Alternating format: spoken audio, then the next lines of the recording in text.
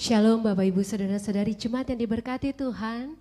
Pada malam hari ini sukacita yang boleh kita rasakan karena kita boleh kembali bertemu dan malam hari ini dalam talk show interaktif dan bersama dengan Ibu Pendeta Mine MTH yang telah bergabung dengan kita di pujian dan doa. Terima kasih Ibu Pendeta Mine. Dan pada malam hari ini tema yang akan kita angkat untuk talk show kita sungguh luar biasa dan saya percaya ini pun boleh menjadi sesuatu yang benar-benar kita rasakan di tengah-tengah keadaan kita saat ini. Tema yang sungguh luar biasa Ibu malam hari ini adalah percaya yang benar.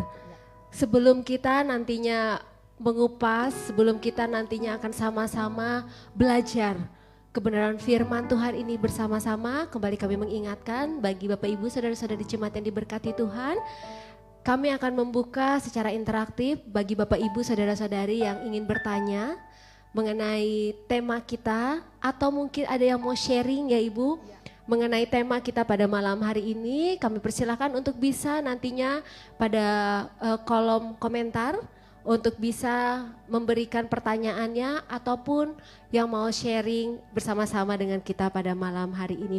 Baik, sebelum kita akan memulai talk show kita pada malam hari ini, Ibu Pendeta boleh kita sama-sama berdoa dulu, kita mohon pertolongan Roh Kudus Tuhan untuk senantiasa membimbing setiap kita. Baik, Bapak Ibu saudara-saudara, mari kita berdoa. Tuhan Yesus, Engkau baik. Hikmat pengajaran Kau berikan bagi kami agar kami boleh semakin mengenal pribadi-Mu sebagai Tuhan dan Juru Selamat dalam hidup kami. Ajarlah kami pada malam hari ini untuk memahami apa arti makna percaya kami, sehingga kami sampai pada satu tujuan, memiliki percaya yang benar seperti apa yang Tuhan kehendaki. Terima kasih ya Tuhan. Kami serahkan seluruh apa yang kami bicarakan pada malam hari ini ke dalam tangan Tuhan. Kiranya semuanya ini akan menjadi berkat, memperkuat iman dan pengharapan kami. Roh Kudus membimbing kami. Di dalam nama Yesus kami berdoa. Amin. Baik, kita akan mulai saja Ibu untuk talk show kita pada malam hari ini. Untuk tema yang Ibu sampaikan bagi kita pada malam hari ini sesuai dengan kebenaran firman Tuhan. Nats apa kira-kira yang mendasari kita untuk kita boleh ke depannya nanti untuk sama-sama belajar kebenaran firman Tuhan ini semakin mengenal lagi seperti apa percaya yang Tuhan kehendaki bagi kita. Baik, saya mengambil satu nas firman Tuhan dari Ibrani pasal yang ke-11 ayat yang ke-7 sampai ayatnya yang ke-9.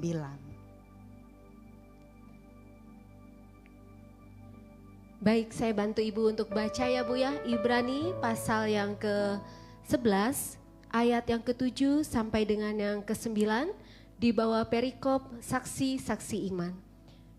Firman Tuhan berkata, ayat yang ke-7, karena iman maka Nuh dengan petunjuk Allah tentang sesuatu yang belum kelihatan, dengan taat mempersiapkan bahtera untuk menyelamatkan keluarganya.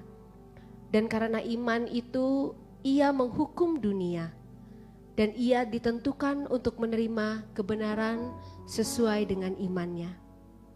Karena iman Abraham taat ketika ia dipanggil untuk berangkat ke negeri yang akan diterimanya menjadi milik pusakanya. Lalu ia berangkat dengan tidak mengetahui tempat yang ia tujui. Karena iman ia diam di tanah yang dijanjikan itu seolah-olah di suatu tanah asing, dan di situ ia tinggal di kemah dengan Ishak dan Yakub yang turut menjadi ahli waris janji yang satu itu. Amin untuk firman Tuhan. Kita yang berbahagia ialah kita yang mendengarkan firman Tuhan dan yang memeliharanya dalam setiap hidup kita. Baik, berdasarkan dari firman Tuhan ini Ibu, mungkin kita langsung saja ya Ibu. Nah nantinya secara interaktif juga kita akan sama-sama membahas ini. Bahwa percaya itu bisa dikatakan dengan iman juga ya Bu ya. Bahwa percaya itu adalah iman. Kalau kita mau bicara tentang percaya ini mungkin kita harus tahu dulu secara artinya ya Bu ya. Untuk percaya ini secara umum itu sebenarnya memiliki pengertian seperti apa Bu? Ya. Jadi Bapak Ibu saudara-saudara, kalau kita berbicara tentang percaya secara umum, Kamus Besar Bahasa Indonesia mengatakan percaya berarti sikap batin terhadap sesuatu, tentunya sesuatu yang kita percaya. Dan setiap orang di dalam dunia ini, khususnya mereka yang beragama, pasti percaya kepada sesuatu yang mereka percayai. Lalu kalau kita melihat jauh lebih dalam konsep kita sebagai orang Kristen, percaya itu sebenarnya apa? Tadi dikatakan percaya itu sinonimnya beriman, iman. Berarti percaya itu kita mempercayai sesuatu yang kita percayai tersebut adalah sesuatu yang jauh melampaui dari diri kita sendiri. Percaya yang dimaksud berarti kita menyerahkan hidup kita kepada apa yang kita percaya. Kalau kita lihat dari bahasa aslinya, percaya dalam bahasa Yunani itu pistis. Kata kerjanya pisteo, yang artinya menyerahkan hidup kepada yang dipercaya. Jadi percaya adalah penyerahan diri kita kepada objek, sesuatu yang kita percaya. Demikian. Berarti memang percaya itu berarti kita dengan sebulat hati. Iya. Menyerahkan untuk sesuatu yang kita percayai. Iya. Ada objeknya ya Bu ya. Iya. Dan yang menariknya Bu, kita sebagai umat Kristiani itu seringkali disebut atau biasa disebut sebagai orang percaya. Iya, betul. Mengapa hanya kita, yang saya tahu hanya kita sebagai orang Kristiani sering dibilang orang percaya. Bukan tanpa dasar pasti ya Bu ya, kenapa Iya. kita disebut sebagai orang percaya? Oke. Jadi kenapa orang Kristen biasanya disebut sebagai orang percaya? Karena orang Kristen identik sebagai pengikut Kristus. Jadi pengikut Kristus disebut juga dengan orang percaya, percaya kepada Kristus sebagai Tuhan dan Juru Selamat. Jadi demikian. Jadi kalau sudah dikatakan, oh dia Kristen, dia orang percaya, berarti dia adalah pengikut Kristus yang menyerahkan seluruh hidupnya kepada Kristus. Berarti itu percaya kepada Kristus sebenarnya sudah jadi suatu jawaban sebenarnya Bu. Iya. Buat saya pribadi itu pun sudah satu jawaban bahwa ketika kita disebut orang percaya karena kita mempercayai Yesus Kristus sebagai Tuhan dan Juru Selamat kita. Baik Bu, dan ketika kita membuat seseorang itu menjadi percaya akan sesuatu seperti yang disampaikan bahwa itu percaya untuk sesuatu atau objek, karena kita orang Kristiani dikatakan bahwa kita orang percaya karena kita percaya kepada Yesus Kristus. Iya. Untuk kita percaya itu pasti ada dasarnya Bu. Ada dasarnya. Ada dasarnya. Iya. Saya aja misalnya contoh mau mengatakan sesuatu yang bersifat rahasia mungkin dalam hidup saya harus percaya dulu dengan orang yang akan saya sampaikan ini. Dan itu pun mungkin dasar kepercayaan juga tidak semerta-merta ya Bu ya, hanya karena baru kenal mungkin langsung percaya itu juga tidak mungkin ya Bu. Mungkin Ibu bisa juga malam hari ini menyampaikan buat kita semua di tempat ini dan juga di rumah bagi Bapak Ibu Saudara-saudari, dasarnya untuk membuat seseorang itu bisa percaya akan sesuatu yang dia percayakan seperti objek atau apapun itu dasarnya apa Bu? Ada 3 sebenarnya. Ada 3 dasar untuk kita bisa percaya kepada Tuhan, kepada objek yang kita percaya, dalam hal ini Tuhan. Jadi yang pertama kita harus tahu dulu, kita kenal dulu. Kalau kita punya sahabat, kita harus tahu dulu orang ini tinggalnya di mana, dari keluarga mana, sekolah di mana, kalau sekolah ya bekerja di mana. paling tidak kita tahu latar belakang identitas orang itu. Jadi kalau kita mengatakan kita percaya kepada Tuhan, kita harus tahu dulu. Makanya dalam pelayanan gereja ada yang disebut dengan katekisasi. Remaja diajak dulu untuk belajar, diisi dulu dengan pengetahuan tentang siapa yang mereka percaya. Itu yang pertama. Lalu yang kedua, mereka kita diajak untuk mengakui siapa yang kita percaya. Makanya setelah belajar katekisasi hampir 1 tahun, remaja kita akan mengikuti CD, mengaku kepercayaan. Jadi yang pertama belajar, ada pengetahuan yang diterima tentang siapa yang dipercaya. Lalu kemudian pengakuan kita, dan yang terakhir baru kita menyerahkan seluruh hidup kita kepada apa yang kita percaya, kepada Tuhan yang kita percaya. Demikian dalam persahabatan, tidak mungkin ketemu, oh kamu sahabatku, lalu langsung percaya tanpa kita mengenal lebih dalam, lalu langsung kita menceritakan semua rahasia kita. Tentunya kita harus benar-benar mengenal, benar-benar tahu ada pengakuan kita bahwa dia layak untuk dipercaya, dan kemudian baru kita menceritakan rahasia kita, masalah kita, pergumulan kita, supaya tidak menjadi gosip nantinya. Ya, jadi ada 3 dasar tersebut. Berarti ada 3 dasar, berarti kita harus tahu dulu. Iya. Kita harus mengenal dulu siapa yang kita percaya ini, kemudian kita mengakui, oh bahwa benar setelah kita mengenal dia, kita mengakui bahwa ya ini benar bisa jadi seseorang yang saya percayai. Iya. Kemudian menyerahkan secara penuh kepercayaan itu dengan, kalau dalam hubungan kita di sesama manusia, mungkin kepercayaan kita untuk bisa kita saling berbagi ya Ibu, Iya. Terutama untuk hal-hal yang personal. Nah, untuk malam hari ini tema kita percaya yang benar. Ini pasti berdasarkan dari kebenaran firman Tuhan yang menyatakan bahwa percaya yang seperti apa yang benar-benar membawa kita kepada kebenaran. Iya. Dan sesuai dengan kebenaran firman Tuhan yang Tuhan kehendaki bagi setiap hidup kita ini, itu percaya yang seperti apa, Bu? Apakah percaya yang hanya kita lakukan itu dengan mulut kita saja, atau hanya dalam situasi tertentu, atau seperti apa kebenaran firman Tuhan mengatakan? Baik, jadi kalau kita berbicara tentang percaya, apa standar dari percaya yang dimiliki oleh seseorang? Tentunya karena kita berbicara tentang Tuhan, maka standar utama kita adalah firman Tuhan. Tadi sudah dibaca dari Ibrani pasal yang ke-11, ayat yang ke-7 sampai ayat yang ke-9 tentang saksi-saksi iman. Jadi mereka ini adalah contoh dari standar orang-orang yang memiliki percaya yang benar. Ada 2 ya, Nuh dan Abraham. Jadi 2 orang ini standar contoh dari orang-orang yang memiliki percaya yang benar. Percaya yang benar adalah percaya yang sesuai dengan firman Tuhan.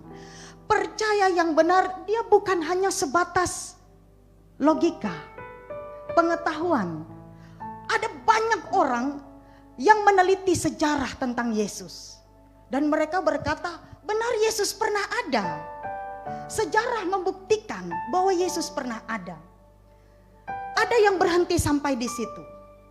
Tapi ada yang terus kemudian memberikan pengakuan. Saya percaya Yesus itu pernah ada dan dia Tuhan.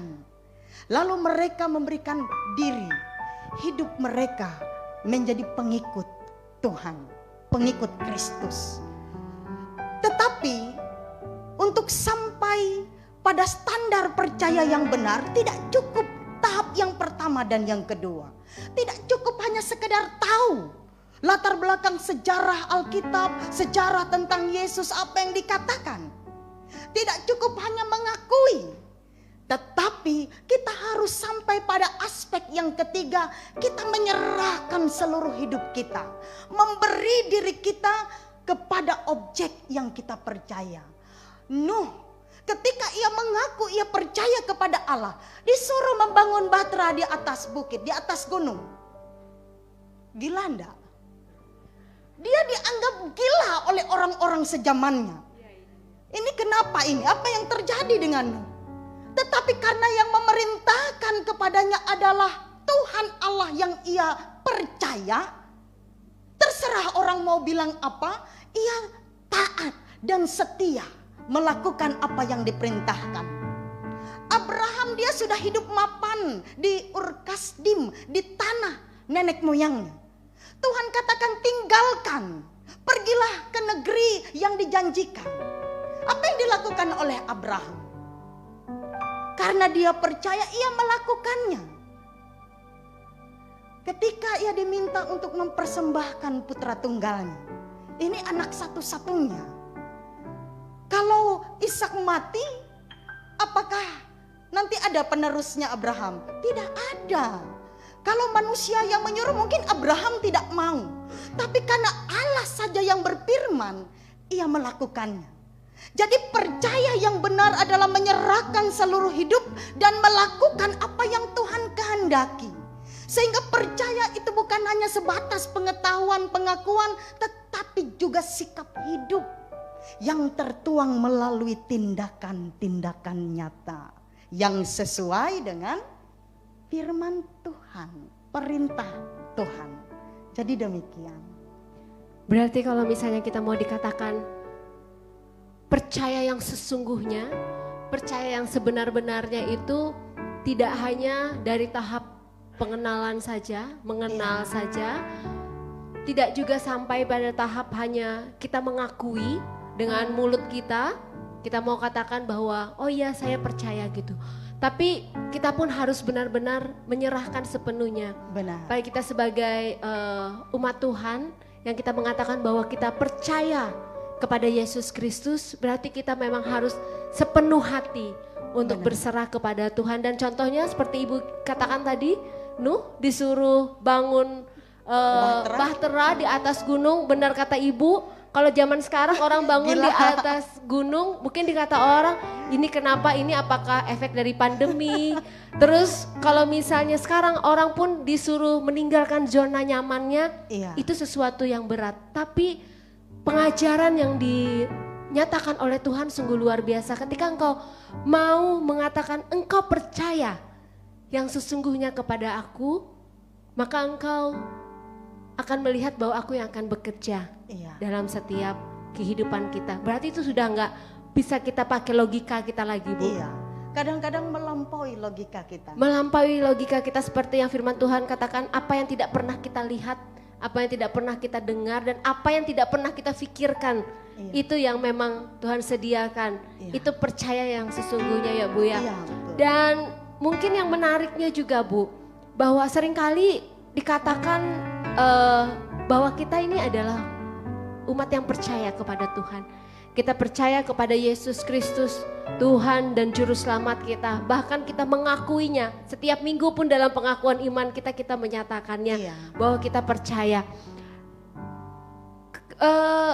Seseorang bisa dikatakan percaya kepada Yesus Kristus itu apakah hanya bisa dilihat secara fisik saja, Bu? Ataukah hanya bisa dilihat dari perkataannya saja? Atau mungkin ada hal-hal lain yang benar-benar bisa menyatakan bahwa oh ya, dia itu benar-benar adalah bisa dikatakan yang orang percaya sesungguhnya. Oke. Saya punya pengalaman. Jadi waktu SMA saya sering ikut orang tua ke kebun.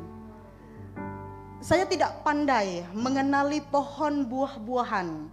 Karena di kampung itu banyak buah-buahan yang kadang di Banjarmasin tidak ada ya.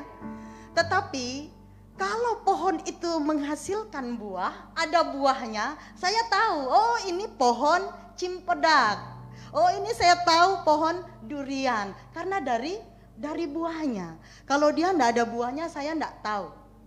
Jadi demikian dalam kehidupan orang percaya. Ia dikatakan percaya kalau ia menghasilkan buah.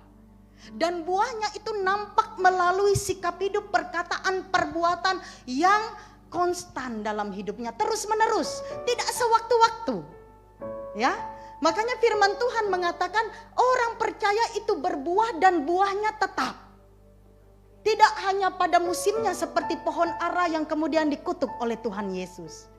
Kan ada orang hari ini terlihat begitu rohani, shalom, puji Tuhan, hai, Tuhan Yesus memberkati.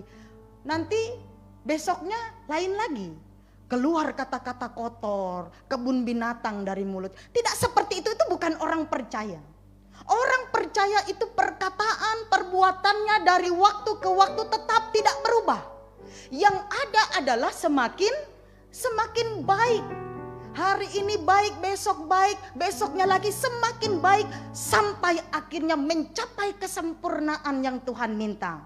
Makanya dikatakan Matius 5 ayat 48, hendaklah engkau sempurna sama seperti Yesus adalah sempurna. Jadi orang Kristen yang bertumbuh adalah orang Kristen yang tiap hari bertumbuh ke arah kesempurnaan. Ada yang buahnya 40, ada yang 60, ada yang 100. Jadi seperti itu. Dari mana kita lihat kalau orang itu percaya? Lihat dari hidup keseluruhannya. Bukan hanya sewaktu. Kalau di gereja saja enggak. Kalau di dalam gereja semua orang terlihat rohani. Terlihat baik, pendeta di atas mimbar itu seperti malaikat, ya. Ya. Tapi kalau mau melihat siapa dia yang sebenarnya, hari demi hari 24 jam. Itulah dia yang sebenarnya. Berarti nginep di rumah Ibu Pendeta ya Bu ya. Boleh. 1 minggu jadi tahu Ibu Pendeta sama tidak dengan di mimbar sama kehidupan sehari-hari ya Bu. Baik, luar biasa, berarti memang kehidupan kita dikatakan percaya itu adalah percaya yang benar itu, benar yang sesungguhnya, percaya kepada Tuhan yang kita katakan itu adalah dari perbuatan kita. Benar. Karena seperti firman Tuhan juga katakan Bu ya, iman yang sinonimnya dari percaya itu tanpa perbuatan itu mati. Iya. Berarti itu adalah iman yang mati. Iya. Ya, saya juga teringat Bu, ketika kita juga sering katakan bahwa mungkin beberapa kali saya pernah ikut acara team building yang ada trust fall itu Bu, yang teman-teman yang akan membantu kita kalau kita menjatuhkan diri dari belakang.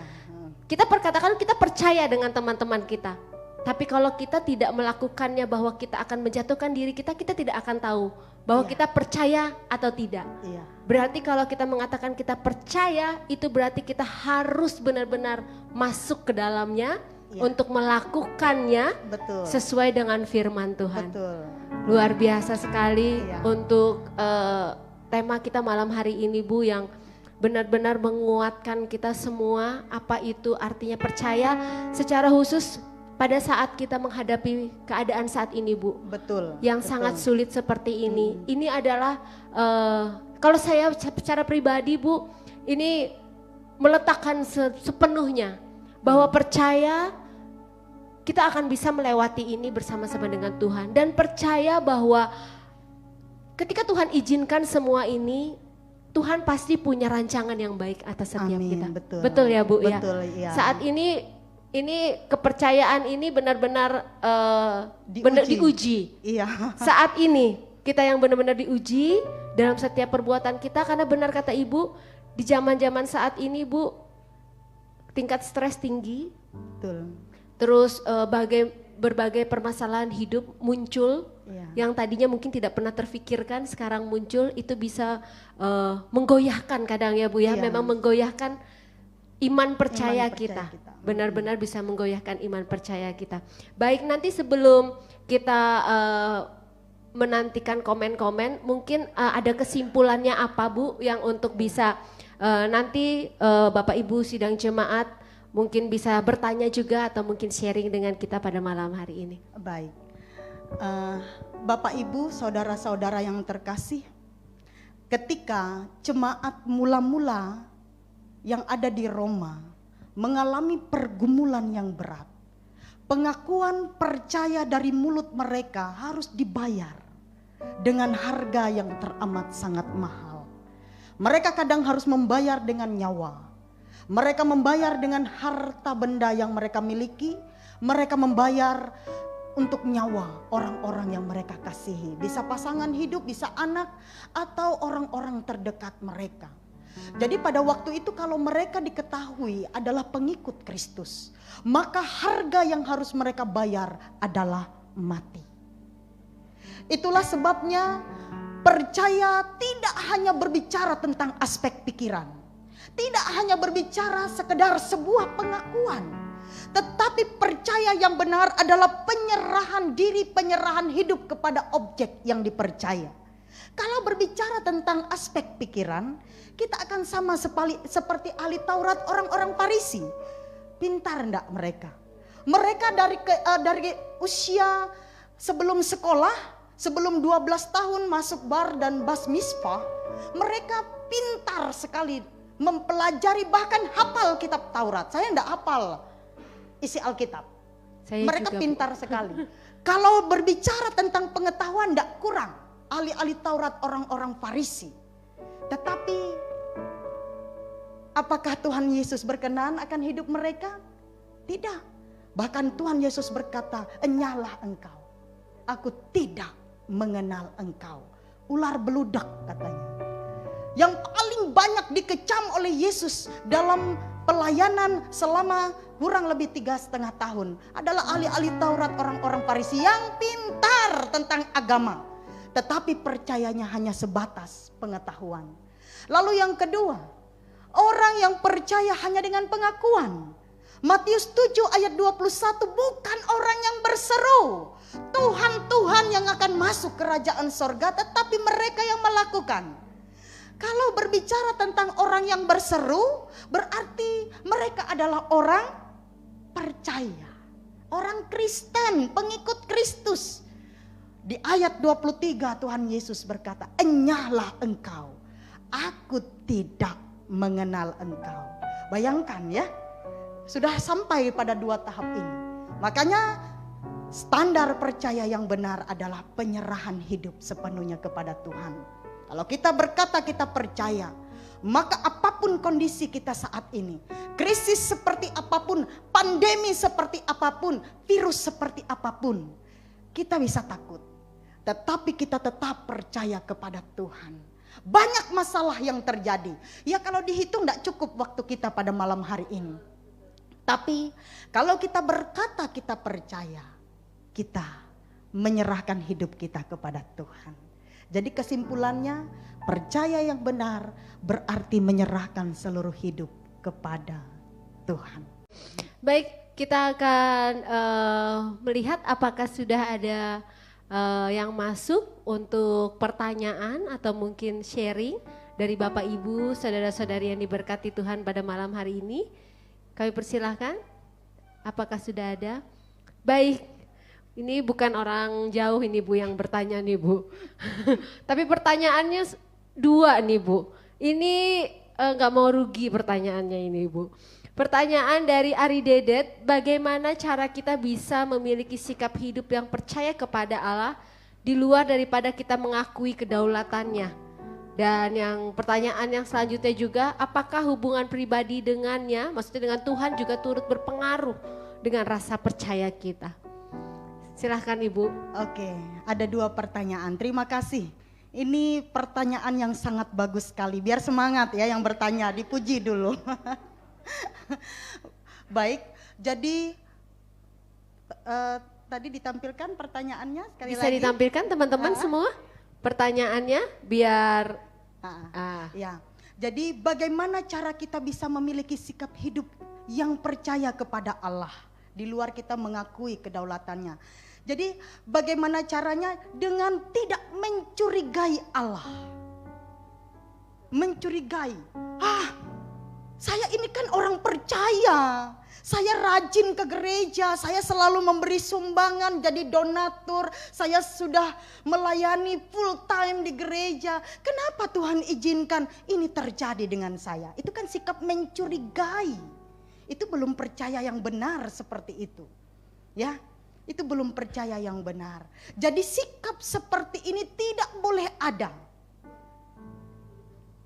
Jangan pernah ada dalam kehidupan kita orang percaya.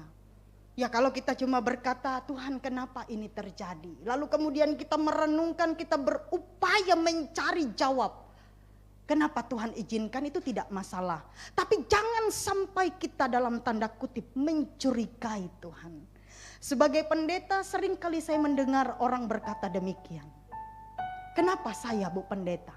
Tuhan jahat. Tuhan kejam. Kenapa Tuhan seperti itu? Kenapa Tuhan seperti ini? Akhirnya apa? Akhirnya yang dirasakan, yang ada di dalam hati hanya kekecewaan, hanya kemarahan, lalu kemudian meninggalkan Tuhan. Dulu ketika saya masih kuliah, ibu saya meninggal dunia karena sakit yang parah. Saya termasuk orang yang mencurigai Tuhan. Saya menganggap Tuhan jahat, Tuhan tidak adil. 1 tahun saya berusaha bangkit dari kemarahan saya terhadap Tuhan. Tetapi kemudian saya tahu Tuhan punya rancangan yang indah. Akhirnya saya berkata, Tuhan terserah deh. Tuhan mau buat apa dengan hidup saya.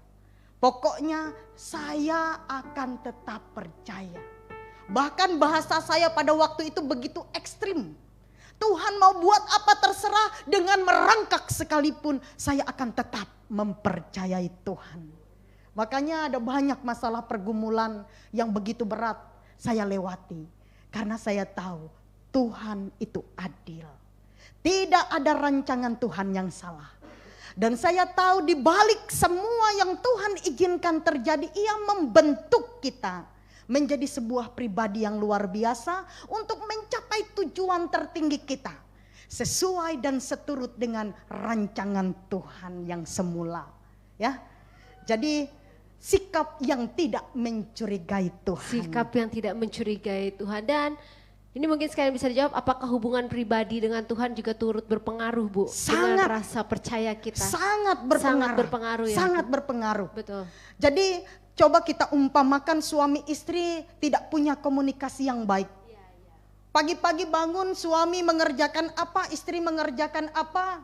Tanpa saling sapa ya Bu? Tanpa saling sapa, tanpa berbincang-bincang dan lain sebagainya. Lalu nanti melakukan kegiatan masing-masing, pada malam tidur. Tidur. Hanya tidur bersama aja Bu, tapi Iya, tidak ada komunikasi. Tapi tidak ada komunikasi. Yang penting aku percaya. Oh enggak. Percaya itu terbangun karena sebuah hubungan yang intim dengan Tuhan. Tuhan Yesus memberi contoh. Setiap pagi-pagi benar, dia memiliki hubungan pribadi dengan Bapa. Dia bangun, dia berdoa, dia miliki saat teduh. Ya terserah mau pagi-pagi, mau tengah malam, mau subuh, mau siang, terserah. Kapanpun ketika hati kita terpanggil untuk memiliki hubungan pribadi dengan Tuhan, pada waktu itu langsung saja, jangan ditunda, jangan pikirkan pekerjaan rumah, jangan pikirkan yang lain. Hubungan pribadi ini sangat menentukan percaya kita kepada Tuhan. Harus membangun hubungan yang intim ya Bu ya. Iya. Karena kita harus menyadari siapa kita manusia. Iya. Dengan berbagai kelemahan. Kadang-kadang sudah pagi-pagi bangun berdoa, baca Alkitab, tapi ketika melangkah keluar rumah, kadang ada sesuatu yang membuat hati kita merasa kecewa, kita pun bisa goyah. Iya. Bisa goyah kadang, bisa emosi juga, walaupun sudah berdoa. Iya. Apalagi kalau tidak melakukan secara intim hubungan kita, komunikasi kita dengan Tuhan. Iya. Itu sangat mempengaruhi ya Bu ya, dengan Sangat mempengaruhi. tingkat bagaimana kita bisa percaya dengan cara yang benar. Luar biasa. Baik, ada pertanyaan selanjutnya teman-teman? Apakah ada? Baik.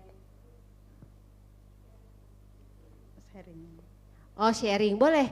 Kita akan mendengarkan sharing selanjutnya, silahkan. Wow, luar biasa. Ini sharingnya yang bisa sama-sama nantinya ini pun boleh menjadi berkat bagi kita semua ya Bu ya. Dari saudara kita terkasih Lipni, Pendeta Mine, mungkin tidak banyak orang yang tahu tentang Nuh. bahwa dalam hidupnya ketika Nuh mulai dipanggil Tuhan untuk membuat bahtera, dia juga sama seperti Yunus, berkhotbah menyerukan tentang pertobatan bagi orang-orang di Niniwe. Demikian juga Nuh berkhotbah menyerukan pertobatan bagi orang-orang yang hidup pada zamannya dalam kurun waktu yang cukup lama, yaitu 120 tahun. Di sini menunjukkan betapa Tuhan begitu panjang sabar terhadap manusia yang berdosa. Dan semuanya itu dilakukannya tanpa protes, menjalani panggilannya, sungguh kepercayaan yang luar biasa. Selama 120 tahun ia jalani dengan setia, sangat pantas kalau dia menjadi salah satu teladan pejuang iman. Walau kenyataannya pada akhirnya hanya keluarga Nuh saja yang selamat dan perjuangannya hanya sia-sia, tetapi di mata Tuhan Nuh sangat berharga. Oke. Ya Bu. Iya. Ini sharing dari Ibu ya, Lipni. Ibu Lipni. Iya. Saya setuju, memang benar. Nuh orang yang luar biasa. Tapi saya perlu garis bawahi, perjuangan Nuh tidak sia-sia. Paling tidak bagi dia dan keluarganya. Kadang-kadang kalau kita memberitakan kebenaran, tidak semua orang bisa menerima. Orang bisa menolak kita. Bukan hanya kepada orang yang tidak percaya, sesama orang percaya sekalipun apa yang kita beritakan bisa ditolak. Tidak diterima, dianggap salah karena tidak sesuai dengan pemahaman yang dia miliki. Tetapi satu hal yang diingat, ketika kita memberitakan sesuatu, kita tidak hanya memberitakan bagi orang lain, tapi bagi diri kita sendiri. Contoh seperti saya pendeta, ketika saya berkhotbah di mimbar, saya berbicara kepada banyak orang yang mendengar. Tetapi sekaligus juga apa yang saya sampaikan itu berbicara kepada diri saya. Orang lain tidak mau dengar, tidak mau lakukan, terserah. Yang pasti saya orang pertama yang akan melakukan apa yang saya katakan. Itu memotivasi. Ya, kadang-kadang kan kalau kita tidak melakukan apa yang dikatakan oleh diri kita, kita suruh orang lain kan bikin malu. Makanya saya dulu punya prinsip, kalau saya katakan jemaat harus rajin belajar. Ya saya yang mengingatkan jemaat rajin belajar, saya harus belajar. Kebanyakan orang menyuruh orang lain belajar, menyuruh orang lain rajin berdoa dan lain sebagainya, tapi dia sendiri belum tentu melakukan. Jadi sekali lagi pemberitaan kita, saya rasa tidak ada yang sia-sia. Paling tidak itu membangun diri sendiri. Nuh dan keluarganya dikuatkan karena pemberitaannya. Tidak ada satupun yang selamat, hanya ia dan keluarganya. Tetapi melalui apa yang ia lakukan itu, menguatkan iman seluruh keluarga yang ada. Tidak usahlah terlalu banyak target kita, paling tidak diri kita sendiri, baru orang lain. Terima kasih. Baik, luar biasa Bu.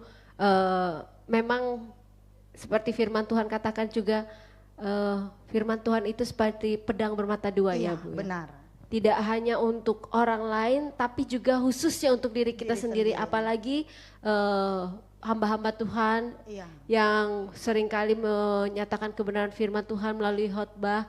Memang itu bukan sesuatu yang mudah ya Bu ya, karena harus untuk diri sendiri dulu, baru untuk orang lain. Seperti yang Ibu sampaikan tadi, nyuruh belajar, tapi kalau kita yang nggak belajar, sama dengan bohong. Iya. Benar. Baik, ada lagi teman-teman?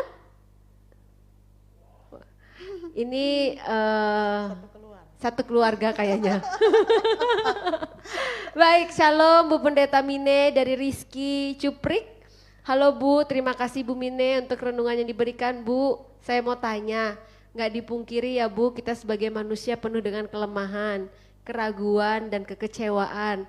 Gimana cara mengatasinya Bu, supaya kita tetap percaya penuh kepada Tuhan? Iya. Minta tips nih Bu. Cara mengatasinya. Cara mengatasinya Bu. Oke, karena yang ditanya saya berarti sesuai pengalaman saya. Ya. Oh iya, iya. Jadi cara saya mengatasi kalau ada kelemahan, keraguan, kekecewaan dalam kehidupan saya adalah tetap percaya. Hanya itu saja. Karena tidak mungkin seseorang menjadi begitu percaya dalam waktu instan. Hidup itu adalah proses yang dijalani. Hidup itu terus terus berjalan dan bergulir mengikuti waktu dan irama yang ada. Kita ikuti saja. Hari ini kita mengalami masalah, ada terbesit rasa kecewa, kadarnya 20%. Berikutnya lagi Tuhan izinkan ada masalah, kita lewati lagi naik tingkat 40%. Jadi tidak mungkin instan. Sampai pada akhirnya kita mencapai kesempurnaan kita menurut standar Tuhan, bukan standar kita. Ya, kalau standar manusia banyak sempurna itu, tapi standar Tuhan itu berbeda. Dan yang tahu bukan kita, hanya Tuhan. Sudah hendak kita mencapai standar kita. Jadi cara mengatasinya ya ikuti saja, tetap percaya saja dengan cara Tuhan. Terserah Tuhan. Kadang saya sering berkata begini, sambil menangis kadangkala. Terserah Tuhan. Tuhan mau buat apa? Terserah. Yang penting tolong aku agar aku tetap percaya. Menangis, kecewa, sakit hati itu pasti. Saya pendeta juga sering mengalami itu. Ya, tetapi tetap percaya. Namanya manusia ya Bu ya. Pasti seperti yang Rizky sampaikan bahwa itulah kelemahan kita. Saya juga mengalaminya Bu, bahwa sampai menangis rasanya. Betul. Nggak ada cara lain karena bingung mau ngapain lagi. Kalau minta tolong sama manusia juga kayaknya nggak mungkin. Maksudnya jalan keluarnya juga ya pasti akan mentok. Namanya juga minta sama manusia. Tidak ada cara lain, tetap percaya. Datang kepada Tuhan, terserah Tuhan mau buat apa buat hidup kita. Biar itu dengan tetesan air mata yang meluap-luap ya Bu ya. Tetap percaya. Tetap percaya. Tidak ada cara lain selain percaya. Maka Tuhan akan menolong kita dengan caranya Tuhan. Dengan caranya Tuhan. Yang kadang kala membuat kita kecewa karena kita berpikir dengan cara kita. Betul, bukan secara dengan pikiran cara kita Tuhan. manusia, bukan dengan cara Tuhan. Tapi ketika kita minta pertolongan Tuhan dengan caranya Tuhan, maka itu yang Tuhan akan bekerja bagi hidup kita. Betul. Luar biasa. Rizky tetap percaya. Apapun keadaannya tetap percaya. Baik, ada lagi teman-teman? Ada lagi dari Bapak Tritura Agustinus Punapino. Dari Jemaat GKI Warukin, selamat malam. Halo, dari Pak. Jemaat Shalom, dari Jemaat GKI Warukin, luar biasa. Bu Pendeta, apa yang seyogyanya dibenahi supaya dalam kondisi seperti saat ini iman kita tetap dimenangkan. Terima Apa kasih. yang seyogyanya dibenahi? Ya. Kualitas hubungan kita dengan Tuhan. Karena kalau kualitas hubungan kita benahi dengan benar, maka apapun pergumulan hidup yang kita alami, seberat apapun itu, kita pasti menerimanya dengan percaya yang benar kepada Tuhan. Jadi kalau kita punya kualitas hubungan, makanya yang paling menentukan percaya kita menjadi percaya yang benar atau tidak, hubungan pribadi kita dengan Tuhan. Kalau saya percaya dengan Pepni, berarti saya serahkan saja, terserah Pepni. Yang penting saya menata hubungan baik saya dengan Pepni. Pepni ini kan manusia, saya bisa percaya. Apalagi Tuhan, Dia itu pemilik alam semesta dan segala isinya. Apa sih yang tidak bisa dilakukan oleh Tuhan? Hidup kita saja milik Tuhan. Tidak ada di dalam diri kita ini satupun yang menjadi milik kita, semuanya milik Tuhan. Semua milik Tuhan. Oleh sebab itu serahkan saja kepada Tuhan. Sambil kita berserah, kita membenahi hubungan pribadi kita.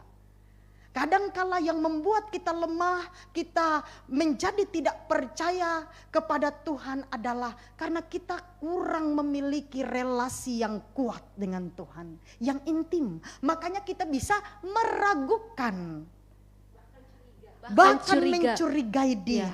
Dalam segala perkara hidup kita, kita harus benar-benar membenahi hubungan kita. Kalau sudah percaya, mau dibunuh sekalipun terserahlah. Pokoknya aku percaya kepadamu. Jadi seperti itu. Jadi saya lebih menekankan kepada satu hal itu. Hubungan pribadi kita dengan Tuhan. Sehingga kita merasa begitu dekat dengan Dia. Lalu kemudian pegang janji Tuhan. Janji Tuhan dalam hidup kita tidak selalu berbicara tentang kebutuhan jasmani yang terpenuhi. Janji Tuhan dalam hidup kita tidak selalu berbicara tentang hal-hal baik yang akan akan kita terima. Tetapi janji Tuhan satu, kita akan selalu disertai melewati apapun yang terjadi dalam hidup kita. Bapak Ibu, Mazmur mengatakan 70 tahun masa hidup kita. Kadang-kadang saya kalau sedang mengalami pergumulan, sudahlah umur saya sudah sekian, sisa sekian, suka-suka Tuhan lah. Yang penting ketika saya meninggalkan dunia ini, Tuhan menyambut saya di kekekalan dan saya menghabiskan hidup saya bersama Tuhan. Ini yang penting. 70 tahun di dunia ini itu tidak seberapa dibanding kekekalan yang akan kita terima. Itu memberi kekuatan, penghiburan, dan yang paling utama kita bertemu dengan Tuhan. Itu dia. Luar biasa. Berarti membangun kualitas hubungan yang lebih lagi bersama dengan Tuhan. Dan kalau bicara soal membangun kualitas hubungan ini ya Bu ya, memang dari beberapa kesaksian yang pernah saya dengar, lebih-lebih di masa-masa ini adalah saat-saat di mana banyak orang yang lebih lagi bisa membangun kualitas hubungannya dengan Tuhan. Banyak waktu yang dipakai, istilahnya sekarang banyak orang yang berseru dengan Tuhan, yang datang kepada Tuhan, memiliki komitmen untuk membangun hubungan yang lebih lagi dengan Tuhan. Karena kita semua menyadari siapa kita pada saat-saat seperti ini. Benar. Hanya karena penyertaan Tuhan, hanya karena kasih Tuhan yang bisa memelihara kita untuk kita bisa melewati saat-saat ini. Iya, benar. Luar biasa, membangun kualitas hubungan yang lebih lagi dengan Tuhan. Baik, apakah masih ada lagi teman-teman? Masih ada lagi?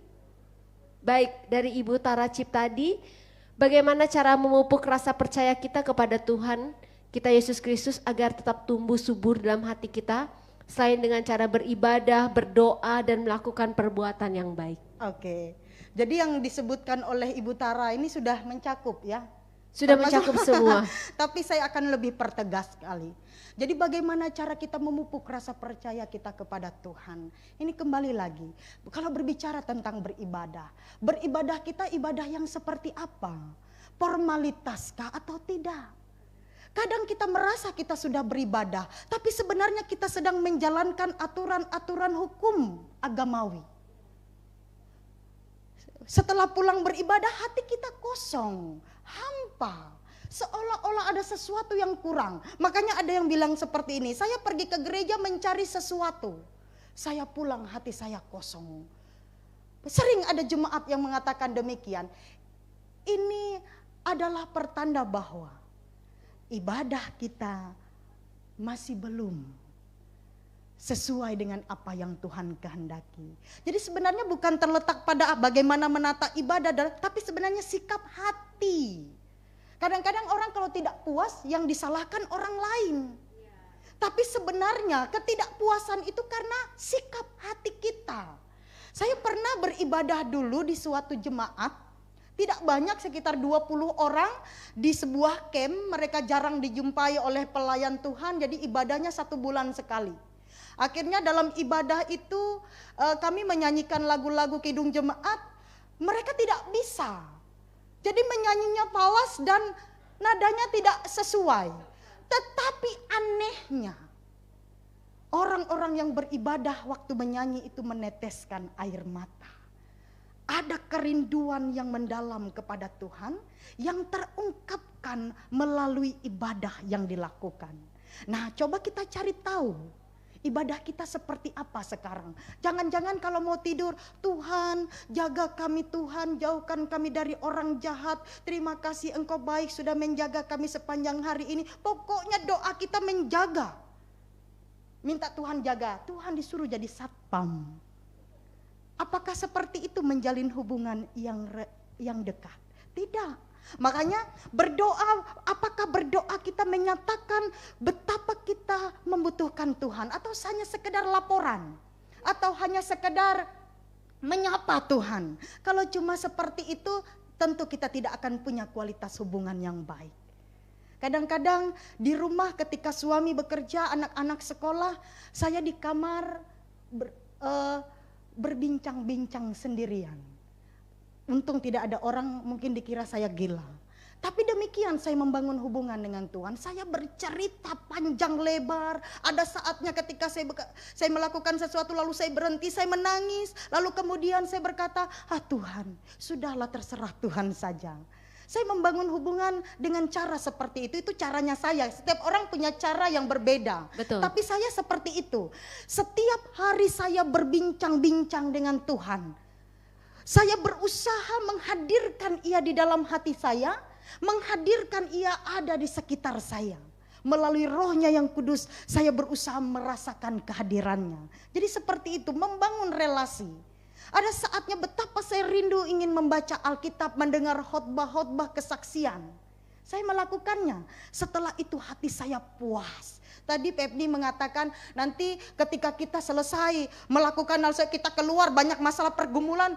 Benar, ketika kita sudah melakukan hal itu lalu kita pulang, kita keluar dari rumah ada banyak masalah diperhadapkan. Kalau kualitas hubungan kita yang sudah kita lakukan itu baik, masalah ada, kita bisa saja sedikit marah, sedikit kesal dan lain sebagainya menanggapi hal yang ada. Tapi paling tidak kita punya rem. Oh tadi pagi firman Tuhan berkata seperti ini, sabar.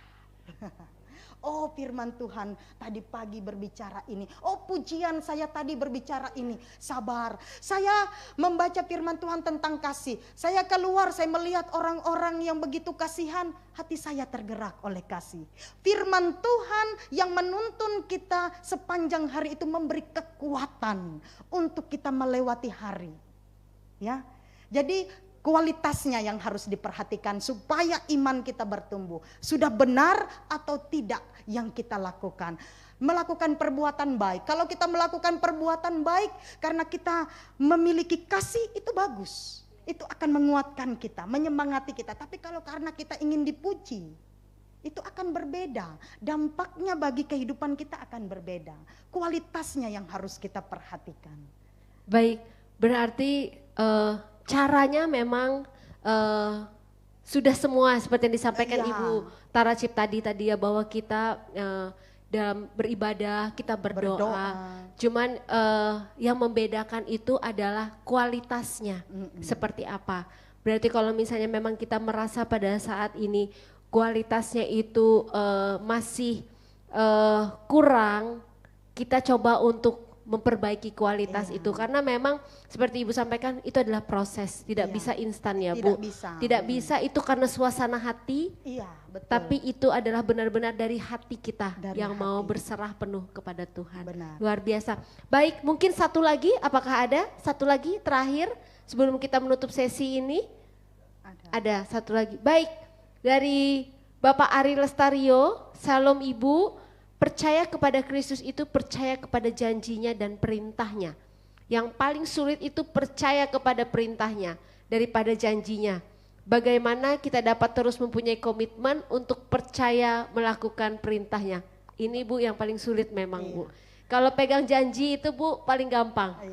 Disuruh menjalankan perintah itu yang susah. Tapi itu dalam perintah itu kita harus percaya Bu bahwa ada sesuatu yang akan Tuhan nyatakan. Bila kita melihat dalam sejarah Alkitab, tokoh-tokoh beriman adalah mereka yang berpegang pada janji Tuhan, seraya dengan itu mereka melakukan apa yang Tuhan perintahkan. Jadi melakukan perintah Tuhan dan berpegang kepada janji Tuhan itu berjalan beriringan. Tidak bisa kita berkata, aku pegang janji Tuhan, tapi perintahnya tidak dilakukan. Ya? Tapi itu sering kali Bu terjadi. Sering kali orang Kristen itu paling banyak suka dengan janji Tuhan. Makanya suka diklaim. Pokoknya aku percaya Tuhan akan memberikan yang terbaik. Khususnya yang sekolah, yang kuliah ya. Yang masih belajar. Aku percaya Tuhan berjanji engkau tidak akan menjadikan aku ekor tetapi kepala. Belajar malas. Mempersiapkan contekan.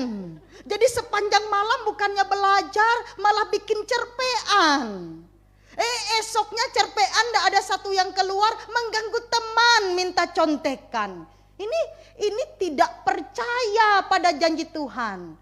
Makanya Yudas mengatakan dengan mulut engkau mengaku percaya dengan tindakan engkau mengingkarinya. Jadi kalau kita percaya janji Tuhan, seiring dengan itu kita harus taat, patuh pada perintahnya. Para saksi iman, mereka menerima janji Tuhan. Karena mereka taat kepada perintah Tuhan. Itu kuncinya. Jadi kalau mau menerima janji Tuhan, lakukan perintah Tuhan. Bu, bisa enggak? Enggak. Ya, enggak bisa. Alkitab sudah mengatakan demikian. Jadi kalau sulit, belajarlah supaya itu menjadi mudah untuk dilakukan. Orang mengatakan sesuatu yang besar dimulai dari sesuatu yang kecil. Setiap perkara yang kecil supaya dipercayakan perkara yang besar. Tidak mungkin kita memiliki percaya yang benar kalau kita tidak melatih diri kita melakukan apa yang Tuhan kehendaki.